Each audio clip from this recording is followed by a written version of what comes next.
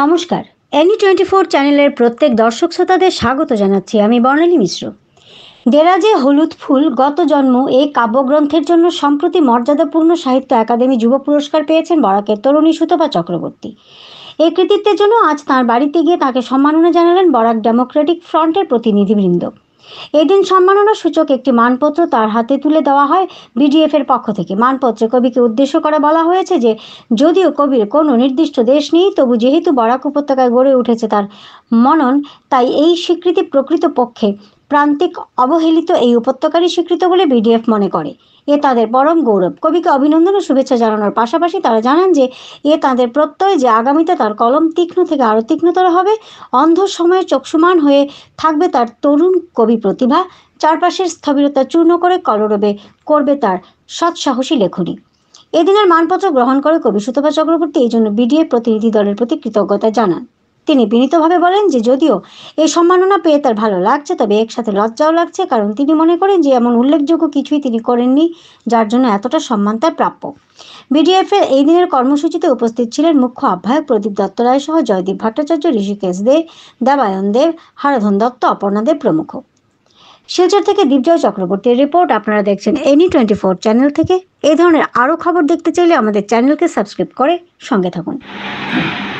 Barak Democratic front মর্যাদাপূর্ণ সাহিত্য academy যুব পুরস্কারে সম্মানিত বরাক উপত্যকার কবি শ্রীমতী সুতপা চক্রবর্তীকে অভিনন্দন। সব দিক দিয়ে দুর্দশাগ্রস্ত বরাক উপত্যকায় তুমি এক নতুন আশা ও আলো। কবির কোনো নির্দিষ্ট দেশ নেই জেনেও আমাদের ভালো লাগছে ভাবতে এই উপত্যকার মাটিতে গড়ে উঠেছে তোমার মন। তোমার মায়াবী কাব্যের আলো ছায়ার অদ্ভুত গুণ জয় করেছে এবারে সাহিত্য একাডেমি যুব পুরস্কার। এ আমাদের পরম গৌরব। তোমাকে বরাক ডেমোক্রেটিক ফ্রন্টের পক্ষ থেকে আন্তরিক অভিনন্দন ও শুভেচ্ছা। তোমার তরুণ কলম তীক্ষ্ণ থেকে তীক্ষ্ণতর হোক, অন্ধ সময়ে চক্ষুষ্মান হয়ে থাক তোমার তরুণ কবি প্রতিভা। চারপাশের ক্ষমাহীন স্থবিরতা চূর্ণ করে কলরব করবে চিরদিন তোমার সৎ সাহসী লেখনী। এ আমাদের গভীর পত্র। বিনীত বরাক ডেমোক্রেটিক ফ্রন্টের সদস্যবৃন্দ। তারিখ 2 জুলাই 2024। অসংখ্য ধন্যবাদ।